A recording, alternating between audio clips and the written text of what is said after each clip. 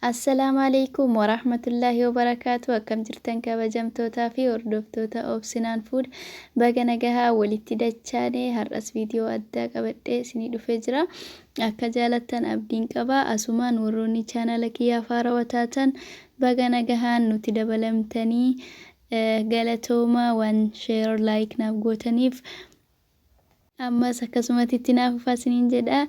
Har'a viidiyoo nan hojjechuu barbaadu salaaxaa furuutii irraa akkamitti akka hojjennu warroonni beeytanii fi warroonni hin beeyneefis barumsa ta'a, warra beekuuf immoo yaadachiisa ta'a jechuudha. Wantoota na barbaachisan qopheeffadheen jira. Baananaa, aappilii, giriipsii fi istiroobeerii akkasuma burtukaana jechuudha. Wanta isin barbaachisu qopheeffachuu dandeettanii furuutii ofii keessanii jaalattanii fi filattan qopheeffachuu dandeettan. Amma kan faaqamuu barbaadu faaqutti seenna jechuudha. Isa kana yoo qabaattan isaan faaquudha. Yookaan immoo albee fayyadamuu dandeettanii kan faaqu aappilii irraa faaqee bishaan keessa kaayadha jechuudha. Akkana jalaa bifa hin jijjiiranne hanga kukkutadhutti.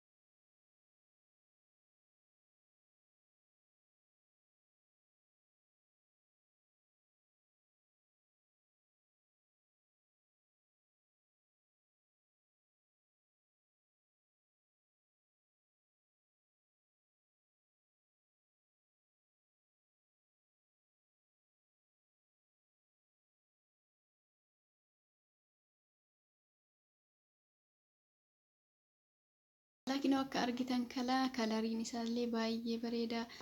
Akkuma argitan kana waliin dhahee jira.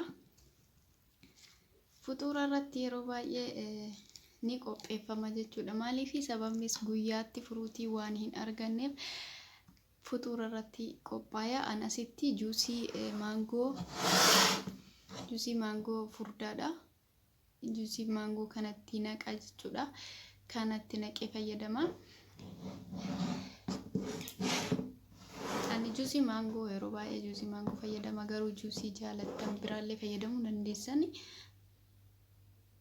Juusiin kun baay'ee furdaadha, baay'ee bareeda jechuudha furuutii kana wajjin.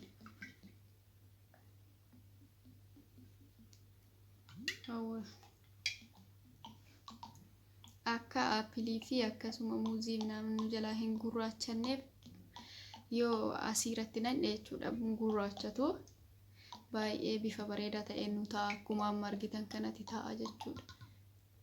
Juusii eegatti naqee booda kana fakkaata. Kalariin isaa hin jijjiiramu jechuudha. Juusii wajjin akkanumatti ta'a.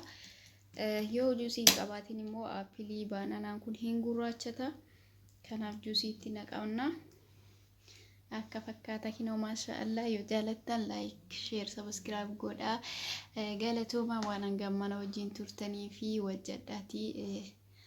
Yeroo baay'ee namoonni warroonni amantaa musliimaa yeroo baay'ee fuxuura irratti ni hojjetama.